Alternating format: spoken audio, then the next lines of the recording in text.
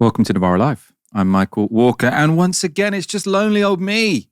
I don't have a co-host, which is even more tragic on a Friday night, isn't it? But do not despair, because I have two brilliant guests.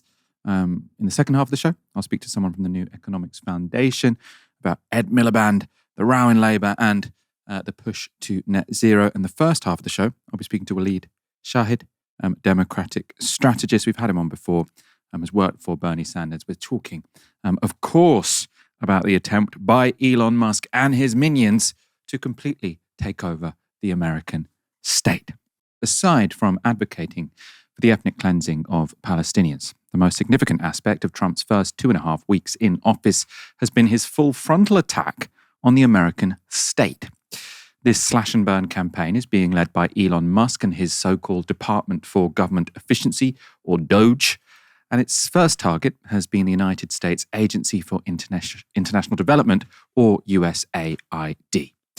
Last week, the immediate freezing of all funding from the agency was brought into force, and on Thursday, we got a glimpse of the Trump administration's longer-term plans for the agency. So quite simply, nearly all of its staff will be laid off, taking its total employees from over 10,000 to just 290. A leaked email showed that the administration planned to retain just 12 people focused on Africa, 8 focused on Latin America and the Caribbean, 21 on the Middle East, and 8 on Asia. And the cuts to USAID have also already had an effect on journalism around the world. So Reporters Without Borders have denounced the move made by Trump to defund USAID, and they've published this on their website. So they say, almost immediately after the freeze went into effect, journalistic organizations around the world that receive American aid funding started reaching out to RSF, so Reporters Sans Frontières, expressing confusion, chaos, and uncertainty. The affected organizations include large international NGOs that support independent media, like the International Fund for Public Interest Media, and smaller individual media outlets serving audiences living under oppressive conditions in countries like Iran and Russia. USAID programs support independent media in more than 30 countries, but it is difficult to assess the full extent of the harm done to the global media. Many organizations are hesitant to draw attention for fear of risking long-term funding or coming under political attacks. According to USAID, a USAID fact sheet, which has since been taken offline, in 2023, the agency funded training and support for 6,200 journalists, assisted 707 non-state news outlets, and supported 279 media sector civil society organizations dedicated to strengthening independent media. The 2025 foreign aid budget included $268 million allocated by Congress to support independent media and the free flow of information. Personally, I have some mixed feelings about whether it's good for the United States to be covertly funding media outlets around the world. The fact that a decision in Washington has seemingly impacted supposedly independent media outlets across the world will also be a massive coup to those governments who accuse the Americans of undue meddling. And when they sort of have an independent critical outlet say, well, they're just a mouthpiece of the Americans, this is going to be music to their ears because, to some degree, this will have put a spotlight on those organizations. The Trump administration, though, has spent more time launching an attack on an outlet closer to home. I was made aware of the funding from USAID to media outlets, including Politico, who I know has a seat in this room. And I can confirm that the more than $8 million taxpayer dollars that have gone to essentially subsidizing subscriptions to Politico on the American taxpayers' dime will no longer be happening. The DOGE team is working on canceling those payments now. So Donald Trump also called out Politico on Truth Social, a political website, if you haven't been on a political news website. This is what Donald Trump said. Looks like billions of dollars have been stolen at USAID, and other agencies, much of it going to the fake news media as a payoff for creating good stories about the Democrats. The left-wing rag, known as Politico, seems to have received $8 million. Did the New York Times receive money? Who else did? This could be the biggest scandal of them all, perhaps the biggest in history. The Democrats can't hide from this one. Too big, too dirty. So is this the biggest scandal in history? And where does this story about a payoff come from? Well, it turns out that across all government departments, $8 million had been paid in the last year for subscriptions to Politico Pro, So that provides policy-related resources and tracks news and legislation. So it's a sort of professional account. Politico says that it's still the case that the vast majority of their income from the professional service comes from the private sector. And the New York Times have declared all of this a conspiracy theory. So this is how they're framing it. Trump amplifies conspiracy theory over payments to Politico. President Trump spread unfounded claims that the government had paid Politico and other news media outlets for positive coverage of Democrats. Records show agencies paid for subscriptions. I have mixed feelings again about whether $8 million is a reasonable amount for federal governments to be paying for Politico subscriptions. I don't have strong opinions on this, right? Professional subscriptions, it's worth noting, are notoriously expensive in terms of a mainstream media outlet. Also, it's worth noting this isn't a huge amount of money. It'd be huge for us, not necessarily huge for Politico. Their annual turnover, in 2021 was $200 million. That's according to the New York Times. Half of that came from their professional services, so Politico Pro and the like. So this is just a small proportion of that. The New York Times, who of course Donald Trump was sort of speculating about in his Truth Social post, have said that their only government funding comes from subscriptions, and that makes up only 0.1% of their total revenue, so very small. However, if DOGE are flinging mud at the mainstream media, two can play that game. So the Wall Street Journal has forced the resignation of a 25-year-old member of Musk's DOGE team after uncovering his racist posts. He's called Mark Ellis, and his tweets included one saying, quote, "You could not pay me to marry outside of my ethnicity." That was posted in September last year. So these aren't historic tweets. They're 4 months ago. That month, he also tweeted, quote, "Normalize Indian hate." And in July of last year, the account posted this, quote, "Just for the record, I was racist before it was cool." And so this is all from within 12 months, someone now working at the heart of the US government. Also important to note, Elez wasn't the only questionable hire at DOGE. CNN discussed another of Musk's young employees.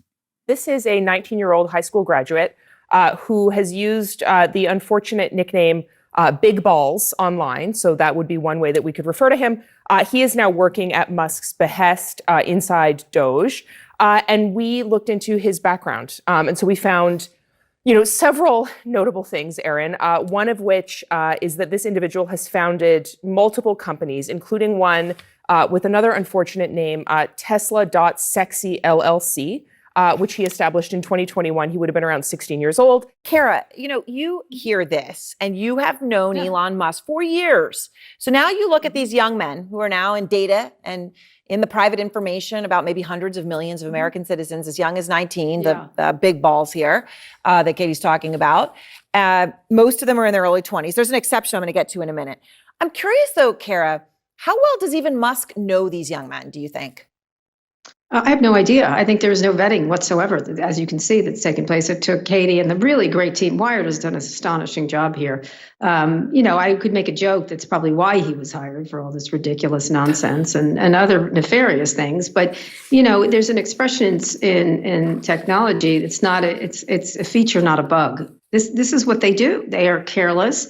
I don't believe any bit of them when they say they vetted these people. And they're people that will listen to whatever Elon says and do whatever he wants and thinks it's a ball to do this and very funny. And so they're willing to do things, say, adults wouldn't be willing to do or cross lines that they wouldn't be. He wants these malleable young men in particular in order to do this. And they think it's fun, and it probably is for them.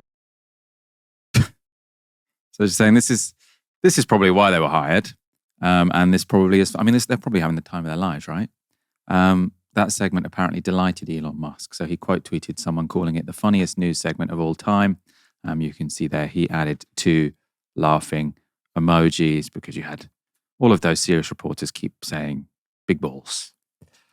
Somewhat grimmer, Musk has also come to the defense of the self-described racist DOGE member, Mark Ellis, who's posted a poll on Twitter asking his followers to vote on whether to bring back the DOGE staffer who made what he calls inappropriate statements online. To remind you, those inappropriate statements including calling to normalize Indian hate and stating his dislike of interracial marriages, or at least for himself, he doesn't want to have one. To highlight the stakes here, DOGE, this gang of Musk's obnoxious and often racist minions, appears to want unprecedented control of the US state. Last weekend, it was reported Musk aides had been granted unprecedented access to the sensitive Treasury Department system. And yesterday, it was reported they have accessed sensitive personnel data on millions of federal employees in the Office for Personnel Management. And while young DOGE employees seem to be winning unprecedented access, senior officials are being locked out. So you've got these young, kind of creepy minions who have sort of unrestricted access to US government information, and the senior civil servants, all being locked out. These actions are all so unusual that Democratic strategist Waleed Shahid has suggested they amount to a coup. And earlier today, I spoke to Waleed to find out why he's made that judgment. If this was happening in a country in Central Asia or Central Africa, a billionaire industrialist, one of the wealthiest men in the world, donating $300 million to a campaign and then unlawfully seizing federal bureaucracies to install his own personal loyalists that used to work for his corporations, that would be considered a coup. That would be considered state capture. Elon Musk does not have the security clearances or the congressional approval to be able to have access to private citizen data of social security numbers. He has access to data and information about government contracts and military contracts to his company's competitors. And so to me, this is a pretty unprecedented step of what I would describe as, shock and awe, or, grabbing as much as they can from public resources, from the perch of government in order to, have some private gain for people like Elon Musk, the wealthy and the elite. You said in your Substack piece that you thought the most concerning thing that had happened was DOGE and Musk's people gaining access to the Treasury payment system. I suppose explain why you thought that was so significant, but then also, as far as I understand, since you wrote that piece, a judge has said Musk's people don't actually have authorization to do this, and they have taken away that authorization. So it's back with the sort of usual civil service type people. Can you explain why that mattered and whether or not that this sort of legal decision has reassured you? They are carrying out essentially what they laid out in Project 2025, which is a Viktor Orban style power grab to take as much as they can in the early days of this administration and see what they can get away with. The reason the Treasury is so important is because Elon Musk is looking to figure out how to pay for Trump's billionaire tax cut. One of Trump's first congressional initiatives will be renewing and extending the tax cuts he passed in his first term to benefit millionaires and billionaires and people like Elon Musk. Elon Musk has said he wants to cut $1 trillion of the government budget. And they have also said they're not going to reduce the military budget, which would be one path to reduce government spending. And so how else can they reduce government spending? Well, they have to look at Social Security benefits for the elderly. They have to look at veterans' healthcare, healthcare for the poor, Medicaid, healthcare for the elderly, Medicare. Those are the other big government programs besides military spending. And so they don't want to say that out loud because it's extremely unpopular, but there's no way to pay for their tax cut, to do a $1 trillion cut of the government budget without being able to cut these essential programs for the poor and the elderly. This has been a dream for the center right for decades, and now it's being taken up by the wealthiest man in the world. And so this is why it's incredibly dangerous and reckless. I mean, they did freeze payments for a day, and I think this is part of their radical agenda to grab as much as they can from the administrative state and see what the courts will allow them to get away with. Elon Musk is also spreading a ton of disinformation, misinformation about government spending. And so I think this is, one could say he's a conspiracy theorist, but I also think this is a deliberate strategy for him to sow dissent and discord about what are otherwise popular programs. Mm. Yeah, I mean, we'll go on to some of those sort of theories in terms of Politico, the website, in a moment. I suppose I wanted to clarify because some of the media I've been sort of reading, the NYT or mainstream media have been suggesting that because Trump has committed to protecting Medicaid and Social Security, they are sort of protected and they're going to have to try and find the cuts in sort of small departments like USAID. You don't buy that. You think that this administration will go after direct benefits to American people? Absolutely. I mean, they will frame it as reform to Social Security and Medicare. They'll frame it as helping save Social Security and Medicare for the long term, but it will likely amount to cuts to people's programs, to people receiving their benefits late. They're also going after the staffing of these government programs. But again, this has been the dream of the right-wing project since the 1960s in the United States, is to get rid of these government programs in order to pass and pay for tax cuts for the wealthiest Americans. We should not take Elon Musk and Donald Trump for their word that they're trying to look out for the common man. This is oligarchy in its most naked form. You talked about sort of conspiracy theories being spread by Elon Musk. I mean, some of this seems to have divided the left in a way, because especially when it comes to USAID, it turns out that lots of this money, or not lots, I don't know about proportions, you might correct me there, but some of this money, let's say, has been going to sort of journalistic outlets in foreign countries. And obviously lots of people on the left have a big critique of that, right? If you say this is a sort of part of America's soft power propaganda effort, and that it's good that this is being cut. Other people, Reporters Without Borders, for example, saying actually this funding was really important. Where do you stand on this? I think it's very complicated. So on the one hand, USAID does pay for critical government programs that provide access to, medications, life-saving medications on like for HIV, maternal health organizations and programs in much of the global South. And they also are obviously doing soft power propaganda to benefit the U.S. image abroad and support, friendly allies that are friendly to the U.S. So it's complicated and it's messy, and it's not a clear picture one way or the other. That said, I think people on the left should be incredibly, incredibly vigilant about the reason why people like Musk and Trump are doing this, which is to benefit their own allies. Like yesterday, Musk and Trump announced that they are going to eliminate the department in the government that is supposed to investigate corruption abroad, which will now end investigations of Russian and Central Asian oligarchs for corruption and oligarchy. They are not doing this in the service of, making U.S. foreign policy more human rights friendly. They are doing this as part of a larger white nationalist project, which is to remove the United States from, caring for people in the global South, people who are in poverty. They are not doing this to make the United States a more human rights friendly place or create a policy that supports working people across the world. And so I feel pretty throwing the left's lot in with the far right's project on this in the name of anti-imperialism or whatever it is seems incredibly short-sighted.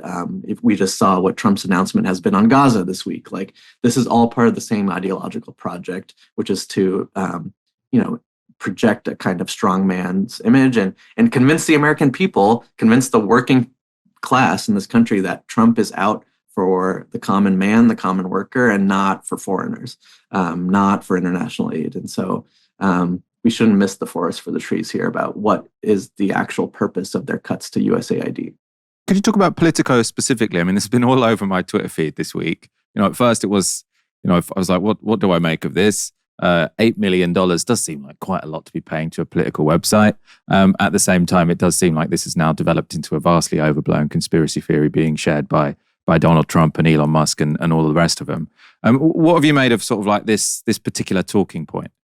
I mean, they are going after the lowest hanging fruit to convince the American people that they should cut Social Security, Medicare, and Medicaid. So whatever they can find that shows government overreach, government bloating, whether it's a Politico subscription or a New York Times subscription, or USAID to provide maternal health programs in West Africa or South Asia or whatever it is. The other day, Elon Musk tweeted, "Why are we giving churches money to provide charities? Is charity work in the United States? Isn't that a violation of the separation between church and state?" Like, it's all BS. Like, the reason they are doing this, and obviously there are U.S. government programs that we might not agree with, which might be bloat, which might be counter to the mission of supporting working class people. But this is a marketing strategy to make the United States press and the United States public focus on minutia, so that even USAID amounts to, I think, 1% of potential cuts. Like this is not going to get to them to their $1 trillion number. What they don't want to talk about at all is Social Security, Medicare, Medicaid, and Veteran Affairs, because once they start to do that, they lose a lot of their kind of the whole narrative they have around government efficiency breaks down, and their desire to find ways to loot the United States government in order to pass a tax cut for themselves becomes extremely explicit. This feeds back to what the Democrats should be doing. They seem a bit lost at the moment. I suppose the left more generally as well, because people seem a bit, I suppose, like rabbits in headlights, because they're like, if we react with outrage to everything that Donald Trump does or Elon Musk does, are we playing his game? Is rabbits in headlights the British? Is what rabbits do you say? in headlight the British phrase? Deer. Who do you have in headlights? Oh, you have deers in headlights. I think it's rabbits. I have to look that up. I have to look that up afterwards. We probably have more rabbits than deers in this country. But talk about democratic strategy. So yeah, I think people seem sort of unsure. Do we sort of defend? Well, not me. I'm not in the United States, but the Democrats, the US left. Do we sort of defend USAID? Do we sort of defend the civil service or the sort of permanent civil service against these DOGE people? Or would that be to get distracted? And the real issue we should be talking about is what you think is their real intention, which is inequality, cutting taxes and cutting sort of material benefits to American working class people.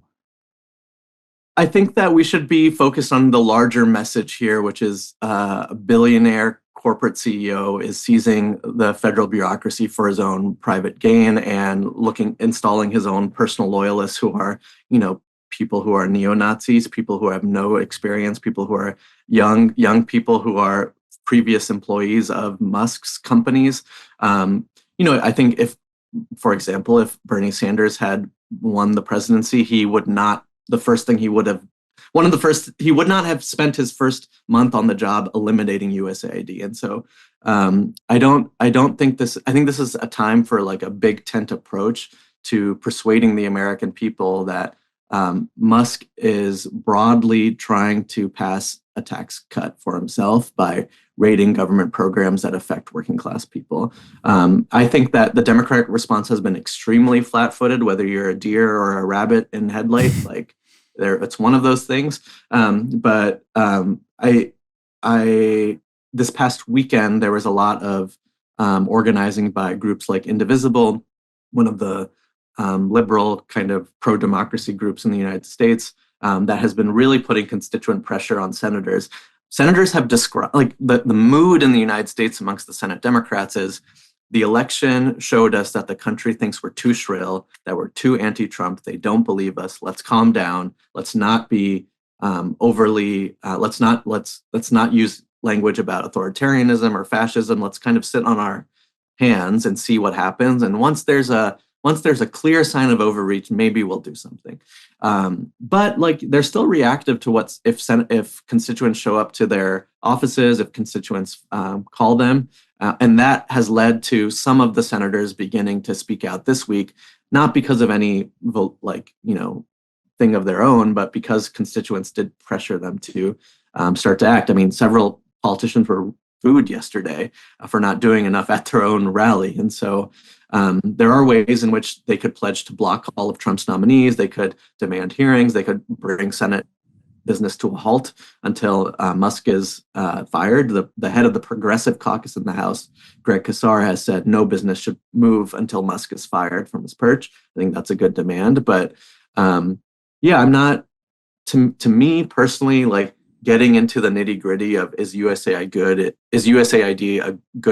a good agency or a bad agency is really getting into the weeds and missing out of what we need to communicate to the American people right now, which is that a billionaire donor to the campaign has unlawfully began to look at private citizen data private government data in order for his own private gain. And he also unlawfully froze the payments, which, as you said, a judge said was unlawful. And so that's kind of my approach right now, is that we need to be able to paint a very clear picture. I mean, I was a little bit skeptical of the making USAID the centerpiece. I think what's happening in the Treasury is much more dangerous and much more salient to the average working class person.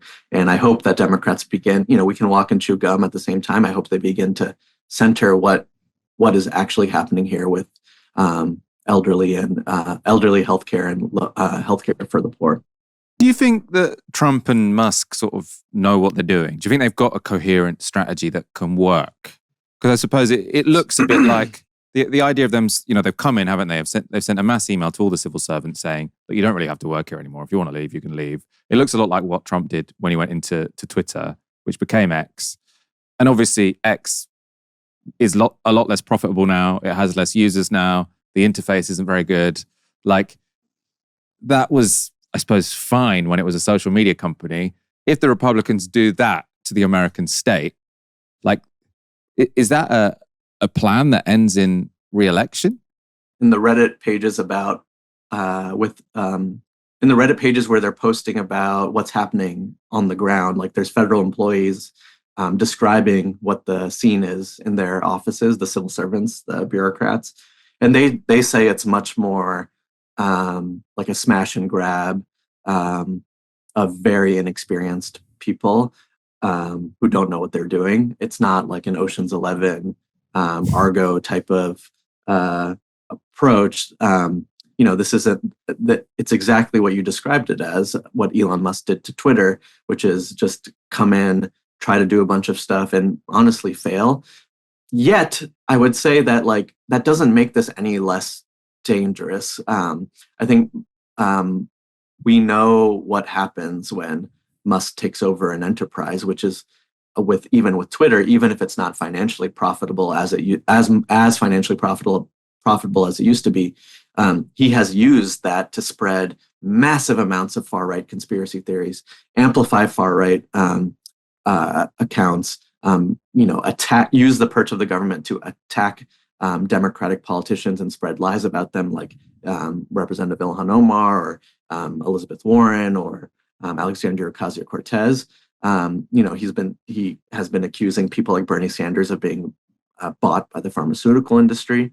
I think even if he doesn't know what he's doing, even if he's not efficient at doing government efficiency, he's an incredibly dangerous person who I think can do a lot of damage to not just the institutions, but people's pocketbooks and people's sense of what's happening. He's a propagandist out for his own gain, and he's an ideologue. And so, again, I think the word to use to describe this might be smash and grab, to see what he can get away with, and also begin to, intimidate people into submission. He's already put USAID employees on leave. He has gotten people out in the Treasury out just because, the far right or fascists or authoritarians aren't good at their jobs. They can still do a lot of horrific damage. And I think we're already witnessing a lot of that, their ability to seize the attention of the media, have 10 different stories every day about things they're doing.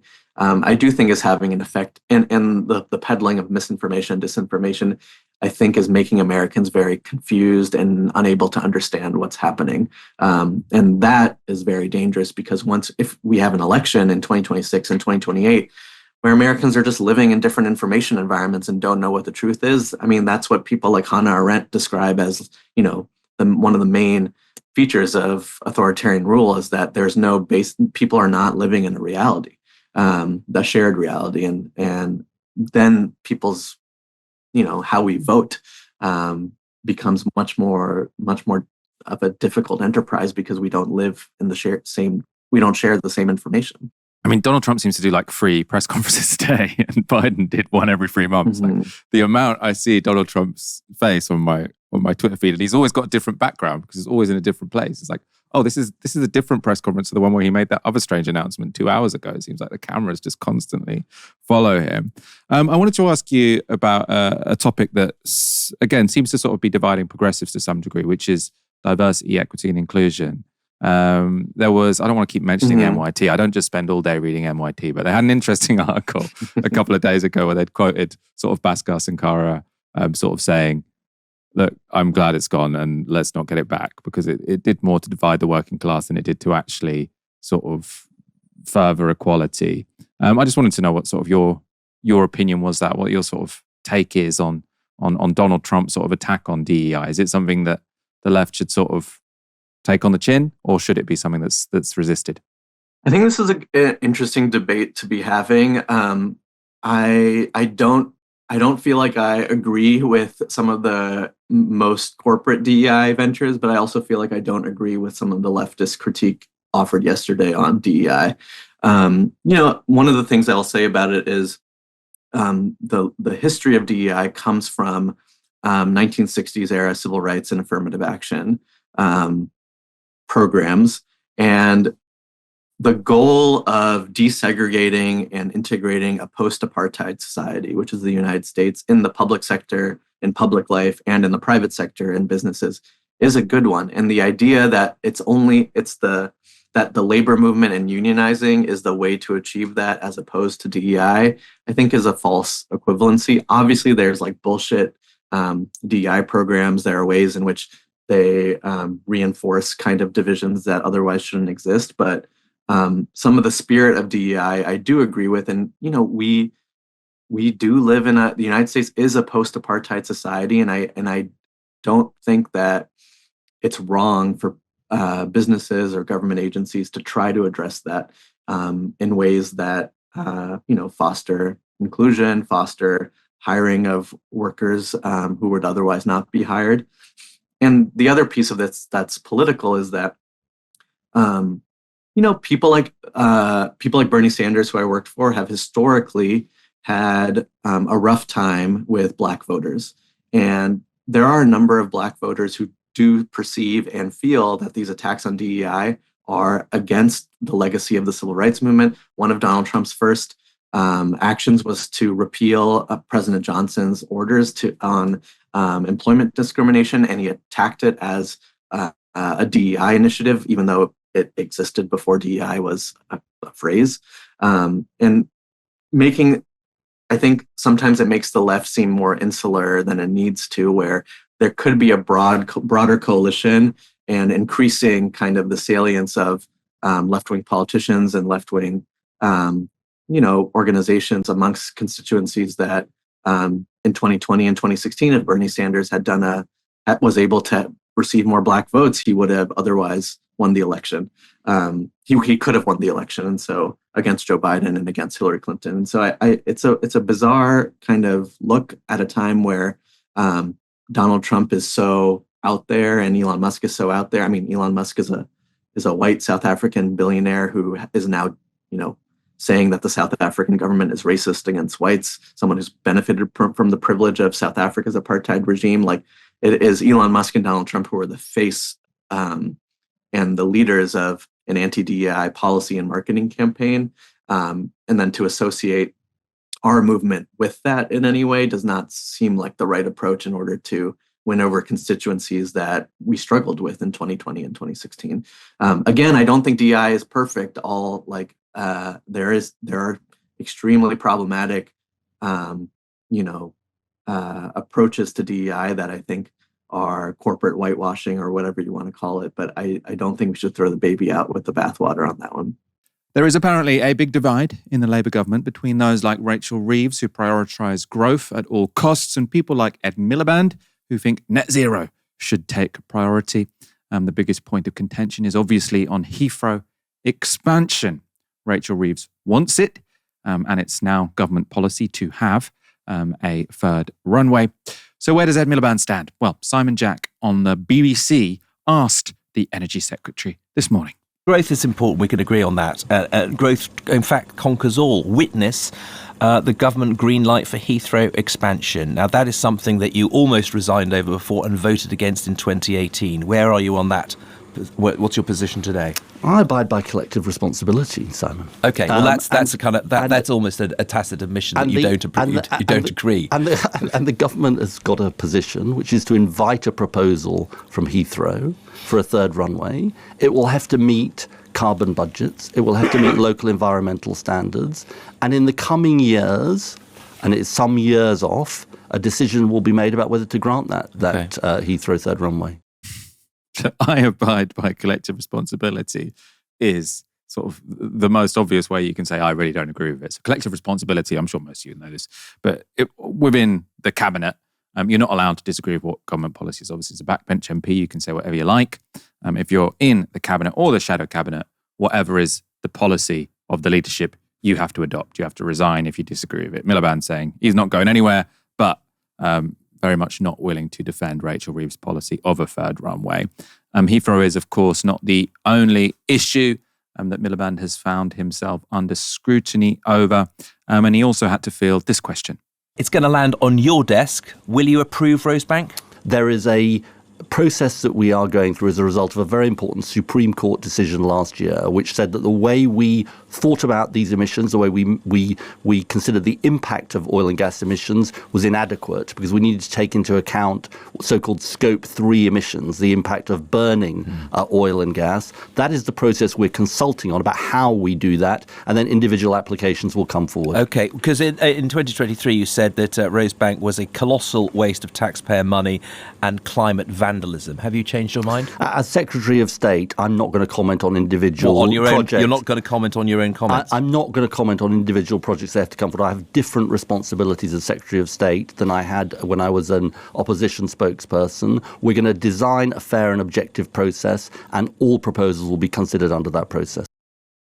I have a lot of sympathy with Ed Miliband, but I do think that line of I have different responsibilities when I've got the actual job than when I was shadowing the job is a bit weak, right? Because the whole point of when you're the shadow energy secretary is you're supposed to say what you would do in government. And then when you're in government, you say, well, it's a different job now, isn't it? That was when I was the shadow energy secretary. Now I'm the actual energy secretary. Of course, I'm going to do different things, which I don't think really adds up. There's one more environmental policy from Labour that's come under scrutiny today. So a group of MPs have warned that the government's pledge of £22 billion in funding for carbon capture and storage technologies could raise bills.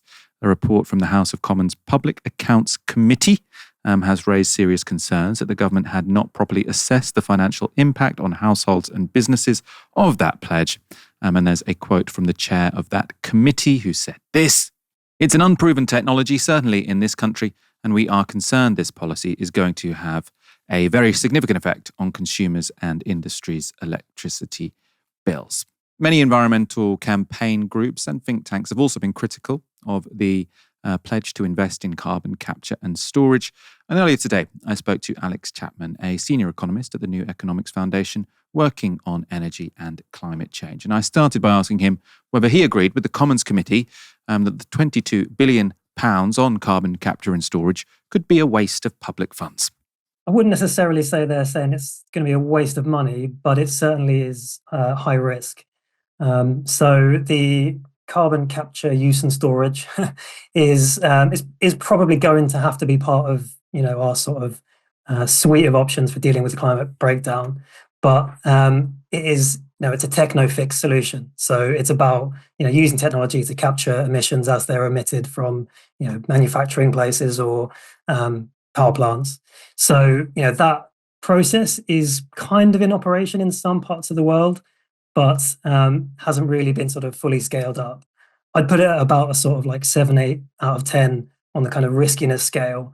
And the big question here is if you're dealing with that level of risk, to what extent is it responsible for decision makers to be relying on it as a solution and maybe pulling back on other more secure solutions in exchange for that? And the committee in this case are basically saying this is risky. They're also saying we've got questions about how this is going to be paid for and whether this is ultimately going to drive up household bills, and also whether or not we're kind of basically putting this technology in the hands of private business to make money or make profit off solving the climate crisis, which is a bit questionable, especially if the state is going to be subsidizing or underwriting that technology.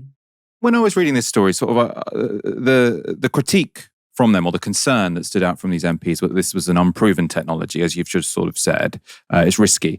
Now, in a way, is that not precisely what the government should be throwing money at? Right? Because, and I suppose especially the way I think about this is climate change is a global problem. The most high impact thing that any government like ours can do is to sort of push forward a technology that loads of other countries can adopt. And as far as I understand, I mean, you said there that you think sort of some form of carbon capture and storage will be necessary. I know sort of people talk about concrete and sort of things which are hard to decarbonize. Does that not mean that this is precisely what we should be throwing money at? Unproven technologies, which might fail, we might waste some money, but the upside could be massive. I mean, we probably should be putting some money in, but why not put money into proven technologies as opposed to unproven? I guess the answer to that from many corners is that some of the solutions that we have require some sort of changes to the way that we live. It's whether you shift from driving to public transport or you put a heat pump in your home instead of a gas boiler, they require a bit of maybe infringement onto people's lives, which I would argue is okay, and we are all going to have to buy into the transition.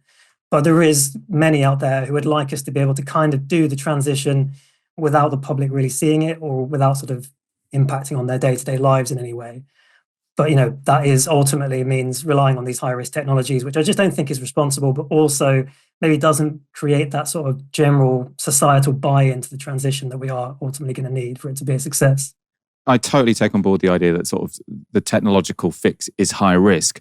I suppose one might say that the political bet is also high risk, right? If you say we're going to be able to get the public on board to do things which might affect their lives, which might increase their costs, and which might mean, for example, they can't fly less. I mean, I would like that. I would like everyone to consume a bit less. I think that would be sort of an equitable, reasonable outcome. I think we probably could all have decent lives, sort of while changing our behaviors.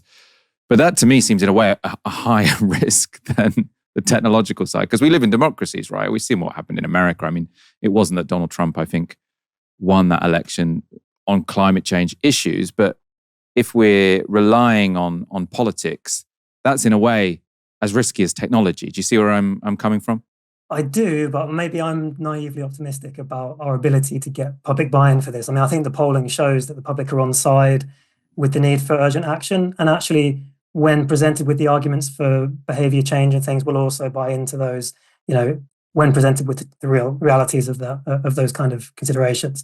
I think, for sure, it is going to be challenging, especially with the type of media that we have in the UK that are clearly very resistant to this.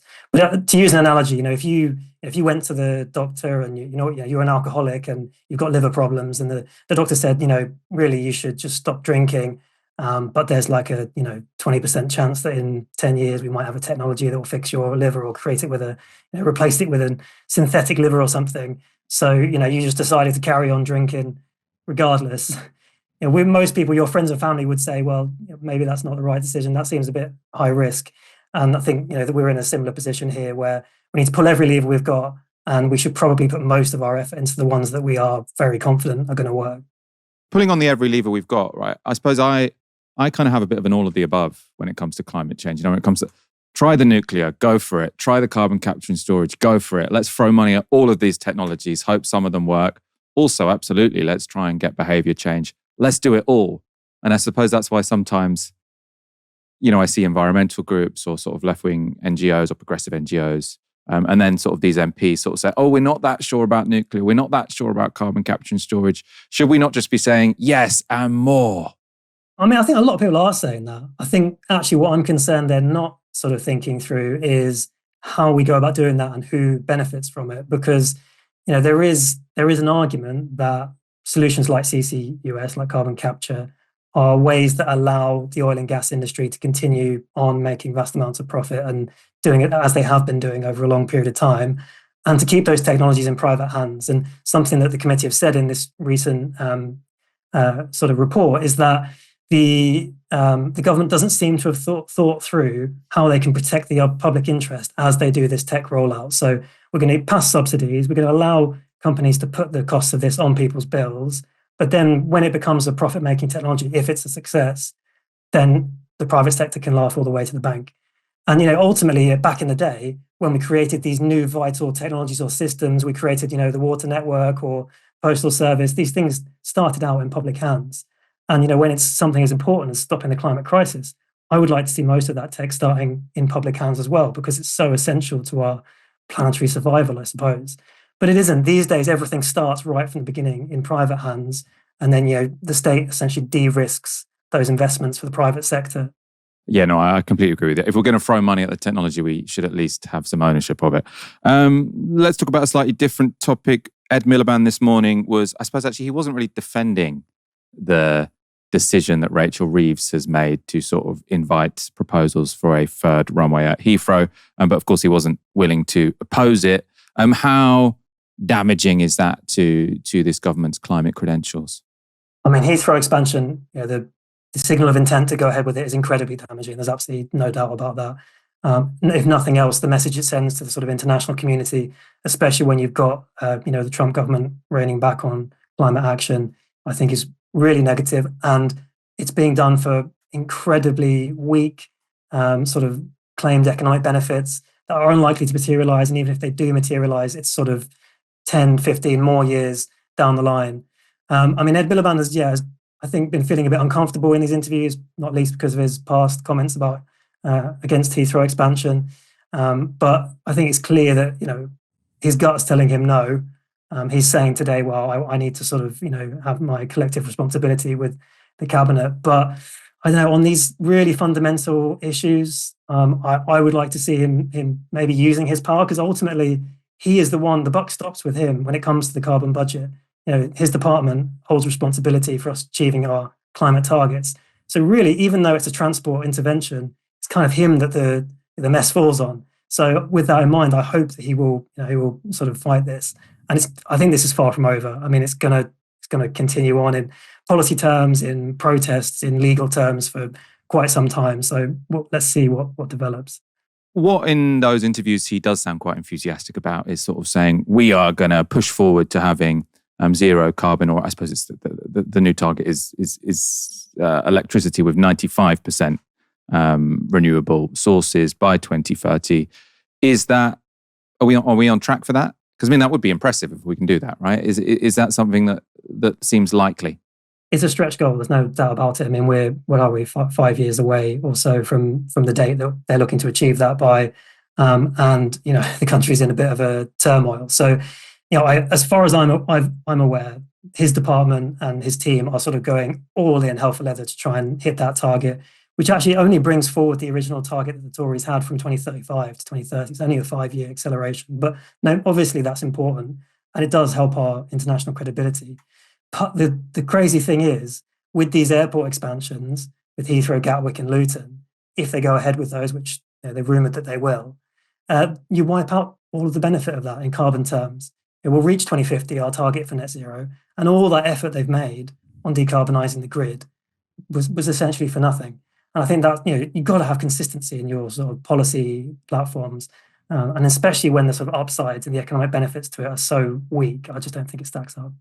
Finally, on that point of going to sort of net zero electricity by 2030, or almost net zero electricity by 2030, even if it gets sort of counteracted by emissions from airport expansion, as you've just said there, I suppose one thing again you could say is significant from that is that it will have proven to the world that you can go to almost zero carbon electricity.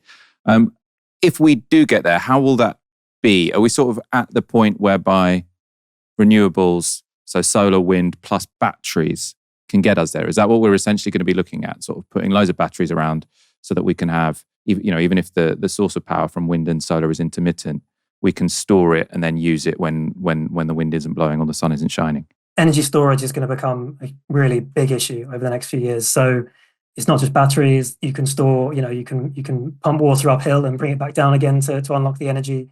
You can use excess electricity to make hydrogen. And these energy storage technologies are going to become, the sort of liquid gold of the future, essentially. Obviously, there's an opportunity here if we lead the way in developing them to then potentially export those to the world, and also over time to continue bringing down the cost of those technologies, because things are going to need replacing. Wind turbines are going to need replacing. If every time we do it, we can bring in a cheaper generation, then that's in all of our interests. But actually, going back to our earlier discussion about whether this is in public or private interests, comes back again here, because if energy storage is the sort of real asset of the future, then does it make sense for us to put that in private hands? If we have a day when the sun isn't shining and the wind isn't blowing, which many on the right love to talk about, then yes, we are dependent on the energy storage owners for providing us what we need. And what we have actually already started to see with the case of gas power plants being asked to switch back on during those moments is the public sector being taken for a ride, essentially. Exorbitant fees being charged to sort of, because we're trapped. We have no choice. We have to do it. So yes, there's going to be lots of opportunities, and I think there is a big reason to go hard and fast for this. But let's just be thinking and wise along the way, so that we don't end up, where we were all those years ago when North Sea oil and gas was privatized, and then we left ourselves vulnerable to the subsequent price shocks that have caused so much suffering over recent years. That was Alex Chapman speaking to me earlier today. We're going to end a little bit earlier than usual because I don't have a co-host to witter away with. But we will wrap up there. Have a fantastic weekend. We'll be back on Monday. And we should be doing a Q&A after Monday's show as well. I know we've been promising you that for a while. We keep sort of switching around who's in and who isn't in, but we should get that to you on Monday after the show. So see you then. You've been watching Novara Media. Good night.